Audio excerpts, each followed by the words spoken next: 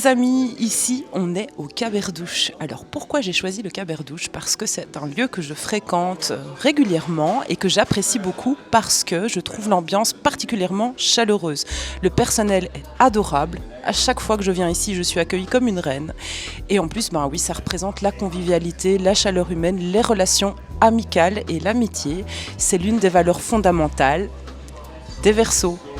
Et en plus, cerise sur le gâteau, nous sommes place de la liberté qui est aussi une valeur fondamentale du Verseau. Du coup, vous l'aurez compris, aujourd'hui, je vais vous lire la carte astropoétique des Verseaux. C'est parti. Ici, mes vers sont pour le Verseau. Voici donc une version de ma vision de ce signe d'air qui n'en a pas l'air, vu qu'on le voit versant de l'eau. Raffiné dans ses goûts, il est délicat, il sait ce qui est bon. Et surtout, il sait pourquoi. Il a le nez fin, mais ce n'est pas tout. Il connaît tout sur le bout des doigts. Alien des temps modernes, cet érudit n'en rate pas une. Il passe d'innovation uranienne à tradition avec Saturne. Autrement dit, c'est un ringard avant-gardiste, un idéaliste en retard sur son avance, avec des listes à idées en suffisance. Ou un perfectionniste, c'est selon. Entre souplesse et rigueur, douceur et révolution, il change de thème, il zigzague et parfois même, il fait des vagues. C'est que le Verseau ne laisse jamais indifférent. Il intrigue par son élocution et son regard clairvoyant. Indépendant, il se donne à fond, avec adresse. Et quand, sous ses dehors un peu froids parfois, on perçoit sa tendresse, alors on fond. Si le Verseau vous prend d'assaut, réjouissez-vous, c'est qu'il a vu en vous un interlocuteur à la hauteur. Avoir de l'esprit n'est pas tout, encore faut-il lui donner corps. Notre ami s'estimera chanceux s'il le peut avec ceux qui sont chers à son cœur. Eh ben, salut Krechen. Salut Bold. 4e vidéo après le Capricorne. Exactement. C'est au tour du Verseau. On va essayer de le comprendre en plus ou moins 10 questions et analyser ce texte astropoétique ou poétique, comment on peut dire ? Comme tu veux. Voilà. Alors, quels aspects de la personnalité du Verseau sont mis en avant entre raffinement et délicatesse ? Eh bien, écoute, le Verseau étant un signe d'air, c'est un signe qui est très sensible à tout ce qui peut être dit, parce que c'est un signe d'intellect, donc de mental. Donc souvent, quand on a un signe de mental, on adore décrire ce qui nous entoure avec beaucoup de précision. Et on apprécie les choses qui sont assez complexes. On apprécie les choses qui ne sont pas unilatérales, mais qui sont raffinées. Complexe dans le sens raffiné. Donc j'ai remarqué que les Verseaux étaient souvent des personnes qui aiment les choses complexes et donc raffinées pour pouvoir mieux en parler et développer leur manière de conceptualiser les choses.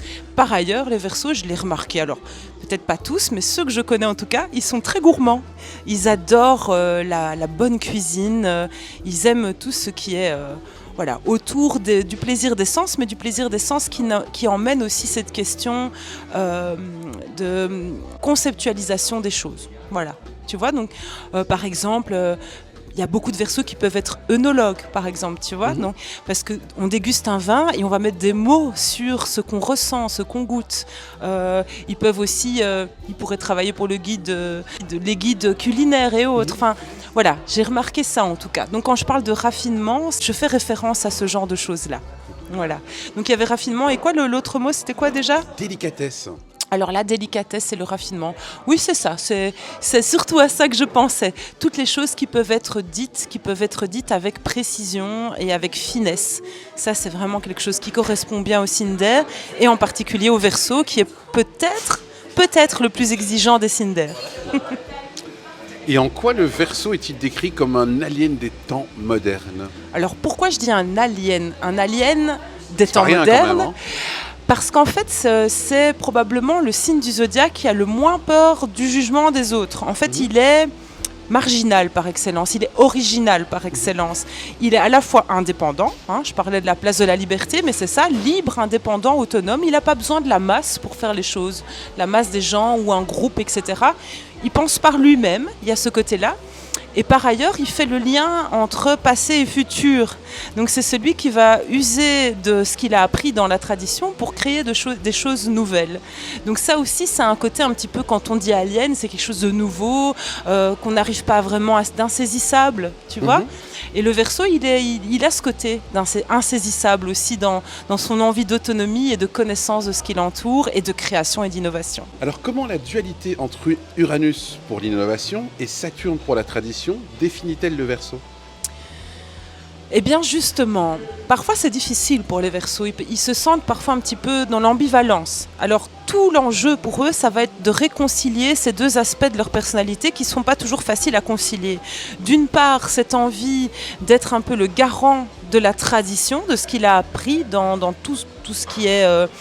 ce qui a été découvert par nos ancêtres, par nos aïeux, et de l'autre côté, cette envie d'en faire quelque chose de neuf, d'utiliser cette tradition pour innover dans le futur. Donc être un peu avant-gardiste, voilà, c'est ce que je dis aussi dans le texte, d'être un peu avant-gardiste. Donc c'est ça, il va utiliser Saturne pour respecter la tradition et développer son savoir, parce qu'il faut savoir que le Verseau, c'est un signe de savoir. Chacun va un peu utiliser ce qui l'entoure pour pouvoir appréhender le monde. Toi, par exemple, en tant que Balance, signe d'air également, tu vas peut-être plus être dans la quête d'harmonie et d'équilibre. Un Bélier va être dans l'action. Le Verseau, c'est le savoir. Il a cette sensation d'être en pleine possession de ses moyens quand il connaît les choses, quand il les sait en profondeur. Donc ça, c'est la tradition, c'est apprendre les choses. Et puis avec ça, il va les transformer pour créer quelque chose de nouveau. Il ne s'arrête pas juste au savoir, il va un peu plus loin. Et là, on parle d'innovation et on parle d'avant-gardisme. Oui. Alors pourquoi tu qualifies le Verseau de ringard avant-gardiste ? Quand je dis ringard, c'est un clin d'œil, évidemment, ils ne sont pas ringards, mais vu qu'ils se portent garant de la tradition, on pourrait, pour rigoler, dire que ce sont des ringards. Mais pas du tout, parce que avec ça, ils créent quelque chose de neuf. Donc ce sont des innovateurs. Après, c'est un petit peu le cliché du geek savant, tu vois. On pourrait dire, tu t'imagines le gars avec les grosses lunettes à double foyer, qui est tout derrière son ordinateur, mais qui va peut-être révolutionner le monde d'aujourd'hui en créant, par exemple, l'intelligence artificielle, où on est en plein dedans. Mais voilà, c'est un peu ça, le ringard avant-gardiste, c'est cette image-là qui est tout à fait cliché, parce qu'il y a des tas de Verseaux qui ressemblent pas du tout à des informaticiens, on est bien d'accord. Mais il y a cette envie d'aller puiser dans les connaissances de l'humanité pour, avec ce terreau-là, créer quelque chose de nouveau. Ouais.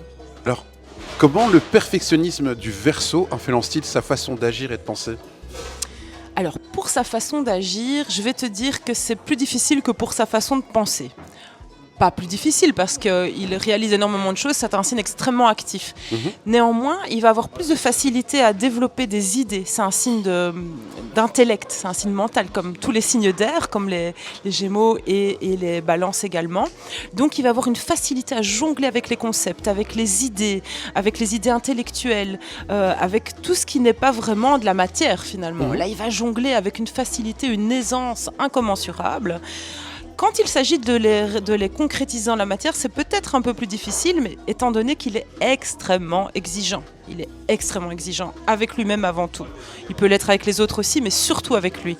Donc si c'est pas exactement comme il veut, il va préférer s'abstenir plutôt que de faire les choses. Mais dans sa tête, il n'y a aucune limite en fait. Il peut continuer à penser à l'infini et à peaufiner sa pensée de manière beaucoup plus facile, puisque ça ne nécessite pas de matérialiser les choses. Néanmoins, la plupart des Verseaux qui agissent, quand ils agissent, ils le font bien et généralement très riche, très enrichissant pour l'entourage. Alors en quoi son caractère indépendant impacte-t-il ses relations avec les autres ? Eh bien, c'est une très bonne question et c'est encore un des éléments qui peut nous aider à parler de l'ambivalence du Verseau par rapport à son besoin d'être extrêmement autonome, c'est-à-dire qu'il peut envoyer bouler les autres quand il a besoin d'être seul, d'être tranquille dans sa bulle. Voilà, il va peut-être s'enfermer chez lui et il va dire zut à tout le monde. Mais à côté de ça, une de ses valeurs primordiales, c'est l'amitié, c'est la relation humaine, comme tous les signes d'air. Ça, c'est vraiment un des éléments clés des signes d'air, c'est cette envie de sociabiliser, de se nourrir de la rencontre de l'autre et d'apporter autant que de recevoir, d'ailleurs, c'est dans les deux sens. Donc le Verseau adore être entouré. Et l'amitié pour lui, c'est la valeur ultime. D'ailleurs, même en amour, s'il n'a pas une relation amicale à la base, ça ne marchera pas en amour, c'est certain. Et je pense qu'on peut aussi étirer un peu vers les signes d'air ce genre de manière de voir aussi. Donc oui, le Verseau arrive à être tout à fait seul pour penser, aller dans ses idées, innover, etc. Écrire, étudier, apprendre à connaître les choses. Et d'un autre côté aussi, à partager toutes ses connaissances et toutes ses idées avec d'autres personnes et se nourrir aussi des personnes érudites qu'il rencontre. Il va peut-être être assez exigeant aussi. Il peut être exigeant dans les relations qu'il choisit parce que justement, il a toujours cette envie de faire mieux, d'apprendre, d'évoluer, ce petit côté perfectionniste aussi. Mais il peut aussi être un grand déluré quand il se lâche un peu. Les Verseaux sont des grands fêtards aussi, hein, faut pas lésigner là-dessus. Alors, comment la sensibilité et la tendresse du Verseau sont-elles présentées malgré son apparence parfois froide ? Ça, là, tu reviens sur les mêmes questions qu'on s'est posées pour le Capricorne. Hein. C'est ce côté un peu froid du signe d'hiver, de prime abord, parce qu'il est très exigeant, je ne vais pas dire qu'il juge, mais il apprécie tout ce qui l'entoure. Hein. Il a une analyse très fine de ce qui l'entoure. Donc, inévitablement, quand toi, tu es observé par un Verseau, tu peux avoir un peu peur de son regard. Tu peux te dire, oh là là, qu'est-ce qu'il est en train de se dire sur moi ? Surtout qu'il est tellement exigeant avec lui-même que, inévitablement, il l'est aussi un peu avec les autres. Donc, c'est vrai que ça peut faire peur de prime abord. Mais une fois que tu dépasses ça, que tu brises la glace et que tu rentres dans une relation amicale avec lui, loyale, attention, c'est important pour les Verseaux aussi, alors à ce moment-là, tu vas découvrir une autre facette de la personnalité du Verseau et les relations humaines et l'amitié, surtout l'amitié, c'est vraiment une valeur importante pour lui. Donc oui, ça va être génial, ça va être super léger et agréable et festif. Moi, j'imagine le Verseau autour d'une grande table avec tous ses amis, ils vont déguster du bon vin, ils vont déguster de bons petits plats. C'est vraiment ça l'image aussi du Verseau, cette convivialité-là. Alors, pourquoi le Verseau intrigue-t-il par son élocution et son regard clairvoyant ? Alors là, tu parles d'un élément supplémentaire qui est la clairvoyance. Hein. Je parle de lien entre passé et futur, mais c'est ça la clairvoyance finalement, c'est de pouvoir avoir une longueur d'avance. C'est un peu comme un jeu d'échecs. Vu que tu sais exactement ce qui s'est passé jusque-là, que tu n'as rien lâché, que tu as vraiment une vision très claire, tu peux anticiper les coups. C'est un peu ça.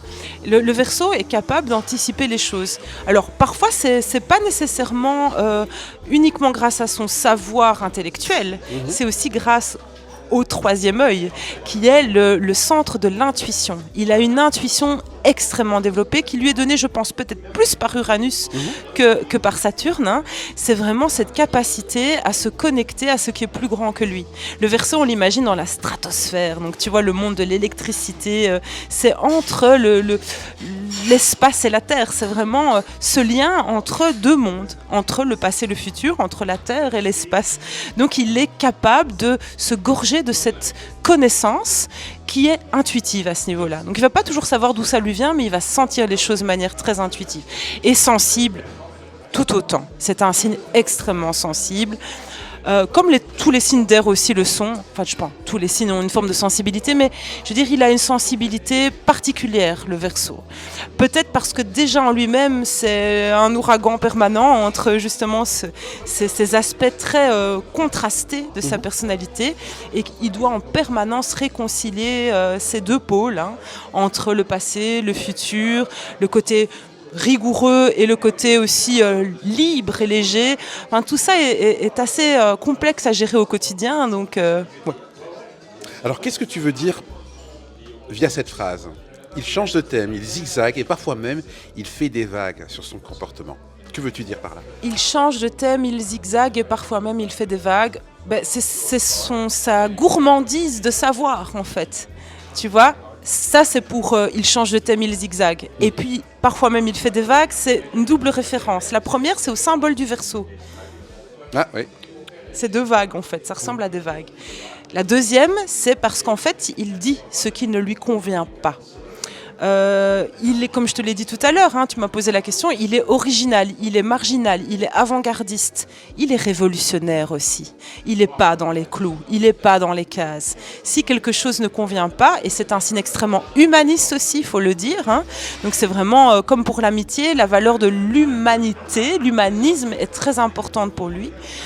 S'il y a quelque chose d'injuste qui qui ne lui convient pas, alors il va faire des vagues. Et il ne va pas avoir peur de se lever même dans une assemblée de 1000 personnes ou de bien plus encore pour dire que ça ne marche pas, que ça ne va pas, qu'il faut changer le passé qui ne fonctionne plus pour en faire quelque chose qui fonctionne. En ça, il est proche aussi d'une certaine manière du Scorpion, tu vois. Il n'a pas peur de dire les choses, de dire la vérité, sa vérité, en tout cas ce qu'il estime ne pas fonctionner. Et vu qu'il est clairvoyant et très intuitif, il a souvent raison, donc on a plutôt intérêt à l'écouter. Donc c'est ça, il change de thème, il s'intéresse à plein de choses et parfois même il fait des vagues. Il peut dire les choses qui ne fonctionnent pas et les dénoncer et être un grand révolutionnaire.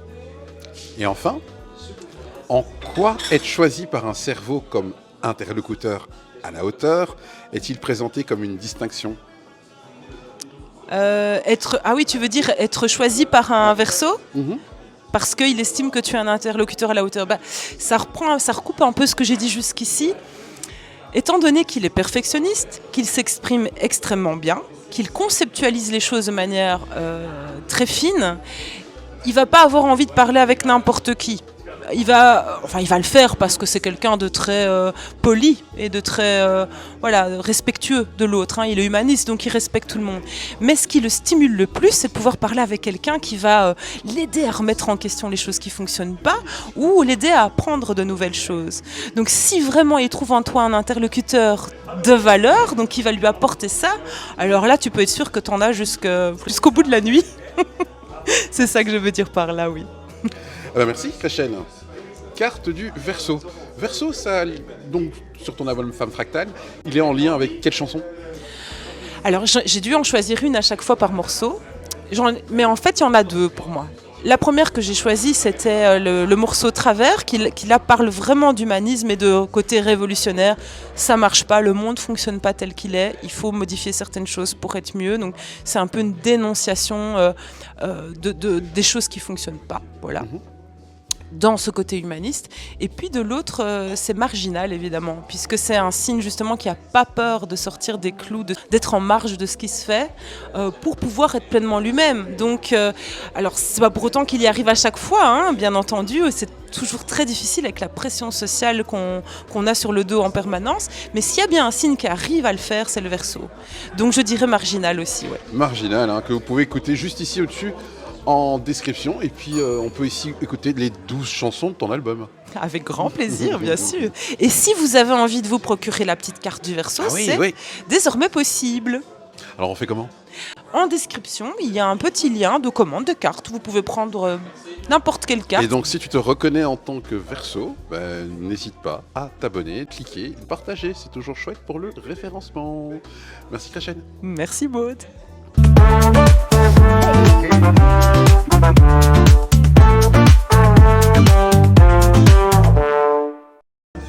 Toi, tu prends le grand micro ? Ouais. Montre. Moi, je prends celui... Tu peux aussi avoir, non ? Mais tu préfères ça, tu m'as dit que tu préférais ça. Comme ça, je peux lui refaire une belle petite coiffure. Tu peux lui faire une petite coiffure. Voilà, la solution simple. Une petite moustache.